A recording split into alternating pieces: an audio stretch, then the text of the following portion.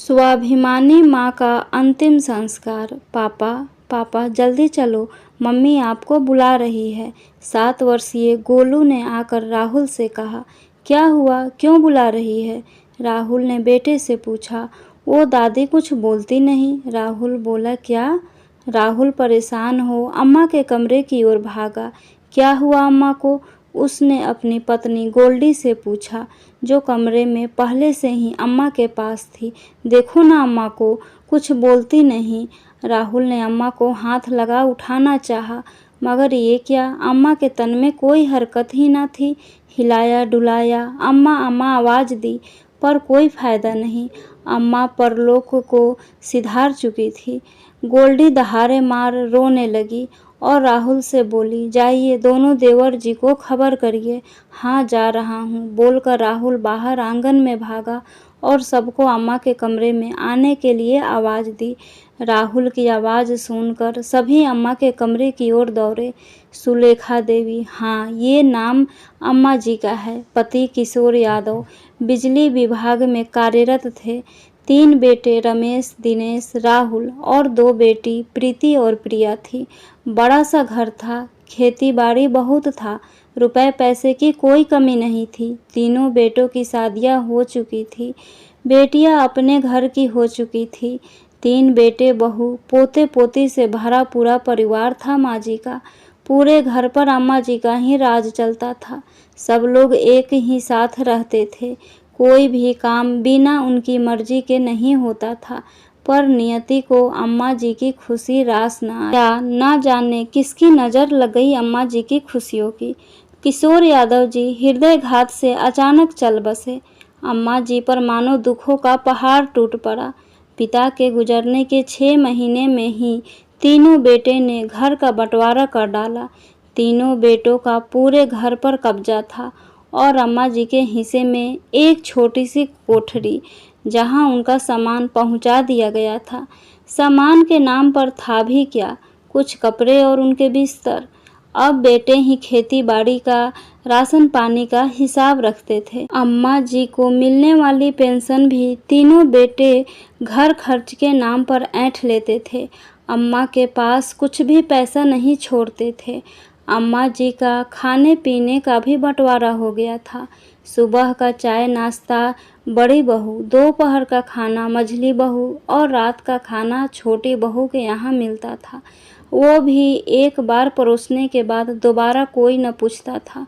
अम्मा जी तीनों बहू के काम करती थी, मगर अपनी इच्छा से ना कुछ खा सकती थी, ना ही किसी सामान को हाथ लगा सकती थी। अगर घर में कोई मेहमान आ जाए तो अम्मा जी को अपने कमरे में ही रहने की सख्त हिदायत थी। अगर भूल से भी मेहमान के आने पर सामने आ जाए तो ताने की बौछार शुरू हो जाती थी। एक बार बड़ी बहू के कोई रिश्तेदार आए थे। अम्मा जी वहीं बैठ सब्जी काट रही थी। मेहमान के आग्रह पर एक बिस्कुट खा लिया था तो बड़ी बहू ने कितना कुछ सुनाया था कि इस उम्र में भी जुबान पर लगाम न है, चटोरेपन की हद पार कर दी है। मेहमान के सामने मेरी नाक कटा दी कि हम खाने को नहीं देते, और भी न जाने कितना कुछ। उसके बाद से अम्मा जी को सख्त हिदायत मिल गई कि मेहमान के आने पर अपने कमरे से बाहर न निकलने की। अम्मा जी बहुत दुखी होती थी, पर किससे कहे। बेटों से कहा, बेटा पेंशन के पैसे तो मेरे पास रहने दिया करो। पर उन तीनों ने टक्का सा जवाब दे दिया कि इस उम्र में पैसा का क्या करोगी, बना बनाया खाना मिलता है ना।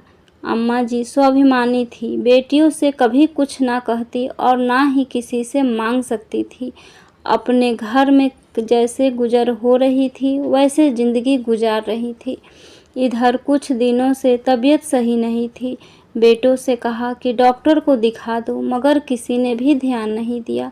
अम्मा जी की हालत बिगड़ी तो स्थानीय अस्पताल से दवा लाकर दे दी गई, पर अम्मा जी की हालत में सुधार न आया। बहू को सिवाय अपने समय का खाना पहुंचाने के सिवा और कोई मतलब ही नहीं था।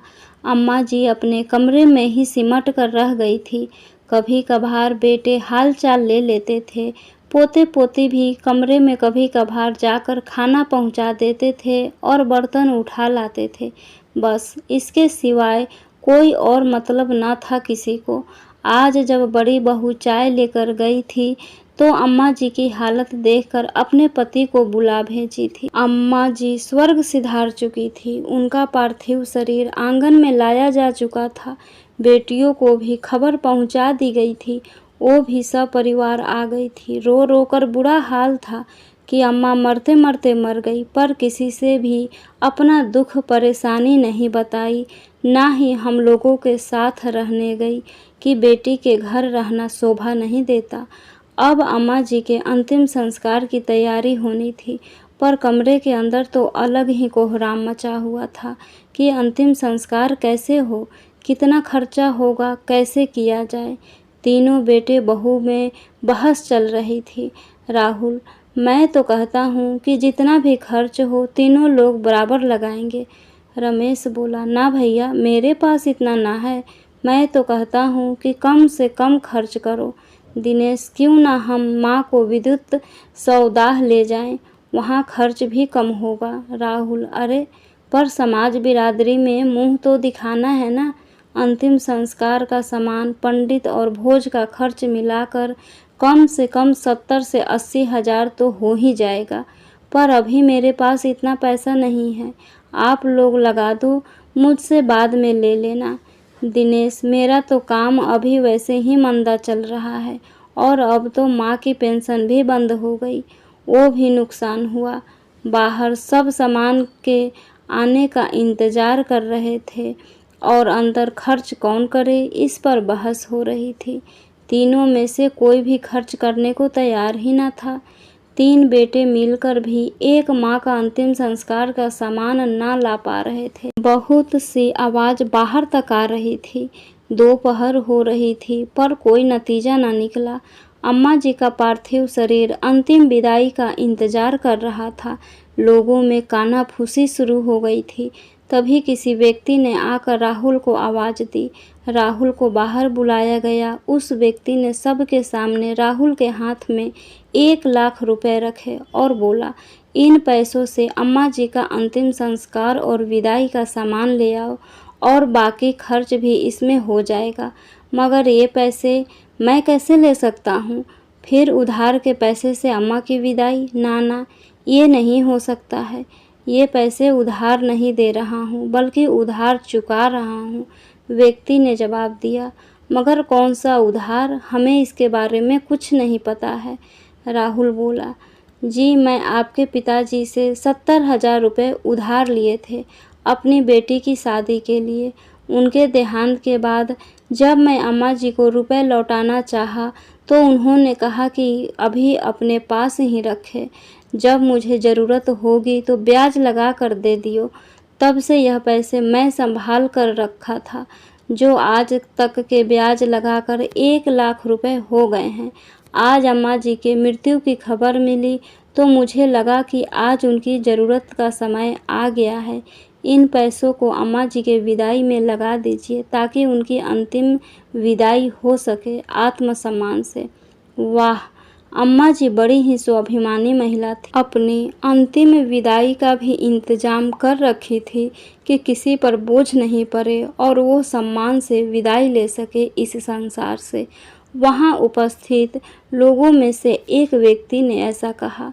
सभी की आंखें नम थी और तीनों बेटे बहू के सिर शर्म से झुके हुए थे। फ्रेंड्स, आशा करती हूँ ये कहानी आपको ज़रूर पसंद आई होगी। प्लीज़ लाइक, सब्सक्राइब और शेयर करना ना भूलें। Thank you.